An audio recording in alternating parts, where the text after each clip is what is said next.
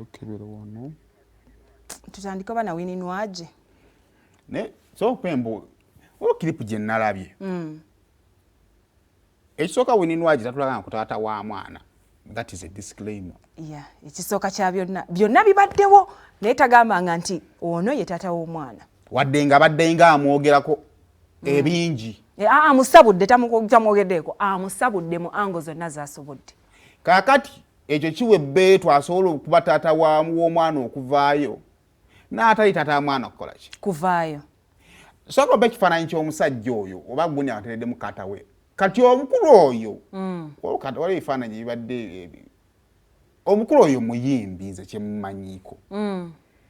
Naye bw'otunula mu bifaananyi bijjayo amakulu ga Nwagi taata w'omwana gw'ayogerako bwe yagamba talina kiddako. Omuyimbi ky'oga talina kiddako. Bwe yali ayogerako bwe yali ebifaananyi yawula kwandoza gundi tabitaddeemu awo. Bwe yali agezaako kutulambulira ekika kya taata w'omwana. So naye nga kati eno emboozi ya bika bibiri. Wayinza okuba nga waliwo akozesezza omuwaatwa gwa Nwagi okuba nga tatulaganga wayuuyo. Ndalo talina kiddako. Kati oyo naye alina 6 pack ate banga abakyala mwaganya abasajja balina 6. Abo tebakola baba mu gym. Tebaba na kiddako. Naye alabika bulungi tulaba olubuto. Teri byakulabika okulabika obulungi kusasula bills. Tekikulabikidde bulungi. Ekifuba kye kigenda osasula school fees z'omwana. Bakubitutuefu. Just mbuuza. Obulamu tobufuula bukakali. Mbuuza. Buli musajja bukazi weetaagayo okumufubuusajja ayina. Tuva kwogera ku bintu byakubeera mu mabanja era yennyini bbanja. Kati ogw'omukono ogusobola okusitula ne kukutwala mu nsi ensuubizi. Gasinsi ki eyo etaliimu ssente? Wano peni sente ziboonoonye. Kaakati omukulu ono Absent fathers no. Omukulu ono daba ye yavuddeyo n'okukoloka kiripu akaasa. Zabuuza bigire emyaka gyonna abaddewa. Omwana amulaba anti omwana wa Nwagi omulaba ku TikTok nga nyanya ne bbina. Omwana kati amulaba. Awulira amwagala. Kwefusoka ompeka kiripu olujja kisawe yali wano. N'asiinyaako ku nsonga za taata w'omwana. Omwana alina gwe bali basinya mu bbwa. N'ayogera eggulu, n'ayogera geyeena, n'ayogera jjana byonna. Yatugamba omwana waba ye yamusindika. Sooka ompeko kakiripu I'll get you another daddy. Sooka mpeko okusobola okudda okutegeera emboozi eno obutuufu bwayo mu bukyamu bwayo. Negwe mulaba ono. Tiyakugoba wano gwe. Omwana we. Tiyakugoba Nwagi tiyakugoba. Omwana we. Nwagi tiyakugoba. Yangoba mwana we. Nze mwana wange. Nze mwana wange. Nwagi tiyakugoba. Nwagi okirabye. Oyikiyingidde omwo kisibye bbiina. Mwana we. Polisi yakugoba. Nwagi tiyakugoba wano.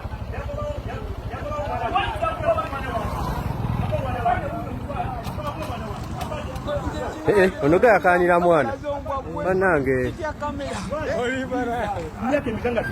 yakanira mwana polisi zeyata nange Nwagi yani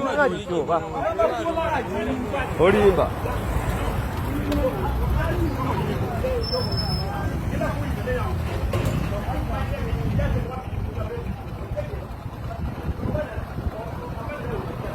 mwana yera abatata wo nze bonsanga singa nalayiro nti tali mulaba mukwano nze yamusindika era abatajja mulaba ne kata apparently ne bontwala mu kooti nja kuleka kubye bonna abe kooti kubanga tebaaliyo nga nkola ki mambo naabona naye wana Uganda nja kufana omuntu nze omuntu ye naye ankubireko essimu nga ngamba ku wange just try me ojja muyuza nkimanyi bulungi ne taata wa ina TV ewe nkimanyi bulungi andaba just try me jangu kuwange ebyo byemmanyira abantu kati jangu kuwange ogaembu I have a right which right you lost it he's a dad long time ago tonyumiza even a dog nembwe esobola okuzaala oshegera you are dad so what you failed do you know what makes you a dad responsibility What totally responsible for your own child, then you are lost. You cannot be called a dad. But I can use oba nekuba mutima, Nwagi ntuka nekuba. Sagala nnyo kaya na kuchina ekintu.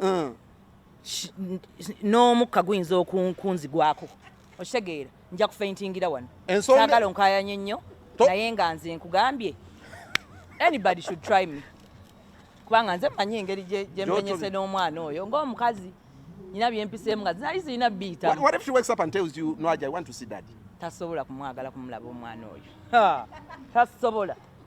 She has no memories of the dad. So how do you miss someone that you've never spent time with?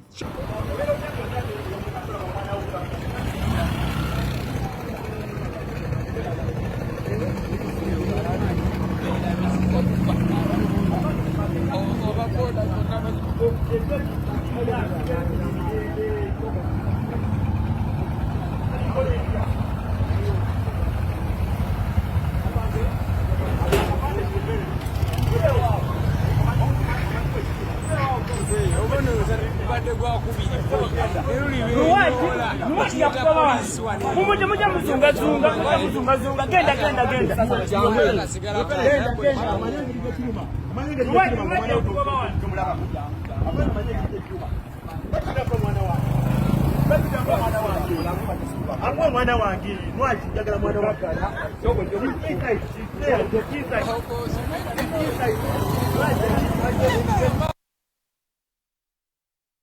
ekisooka gundi ya Nwagi eri ejjayo ekituufu Nwagi kyategeeza ku mwana ntegeera bulungi. Simon, there's a difference between a father and a dad.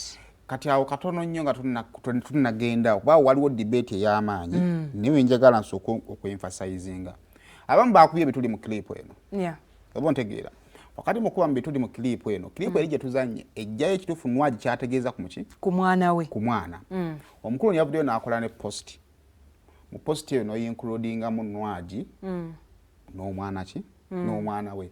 First of all kyendowooza ogenda osoma oluzungu atula we yasoma oluzungu.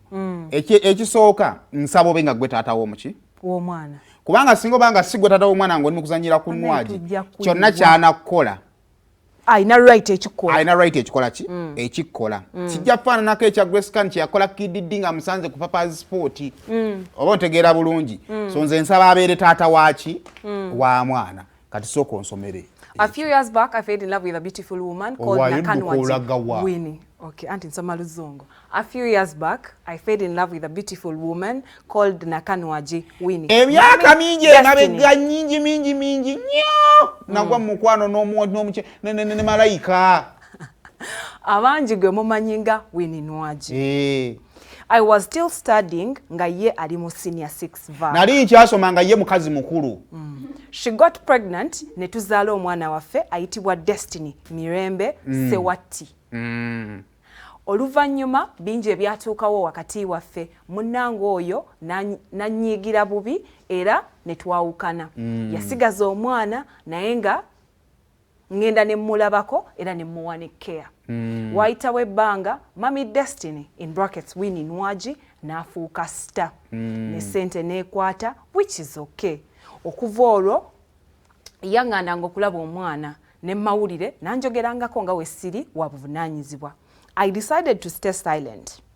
Nasalawo okusirika. Y'ensonga lwaki abantu bangi including many friends babadde tebammanyi nti Destiny is my child.